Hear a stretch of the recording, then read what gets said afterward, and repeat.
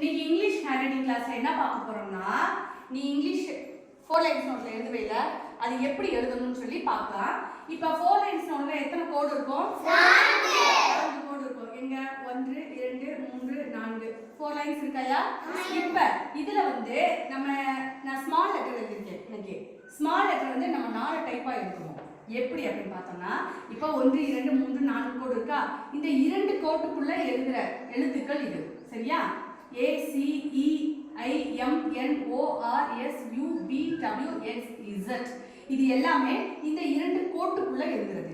சரி, டைப் 2ல பாத்தீங்கன்னா இங்க என்ன 1 2 3 4 இந்த 4 கோடு இருக்குல, முதல் 3 கோட்டை டச் பண்ணி எழுதுற எழுத்துக்கள் இதுதான். B D H K L T.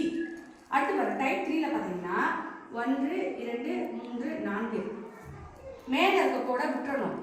அடுத்து 3 கோடு 1 2 3 இந்த 3 கோட்டை டச் பண்ணி எழுதுற எழுத்துக்கள் என்னென்னது? G J P Q Y. அடுத்து பாரு டைப் 4ல 4 கோடையுமே டச் பண்ணி எழுதுற எழுத்து ஒண்ணே ஒண்ணுதான், ஒரே ஒரு லெட்டர் தான். நான் எழுத்துன்னு சொல்றது லெட்டர், உனக்கு புரியறதுக்காக சொல்றேன். அது என்ன லெட்டர்? எஸ். இதை ஃபர்ஸ்ட் நீ பயிற்சி எடுத்துக்கோ. இதை நீ பிராக்டிஸ் எடுத்துக்கிட்டாலே உனக்கு ஹேண்ட் ரைட்டிங் நல்லா வந்துடும். சரியா?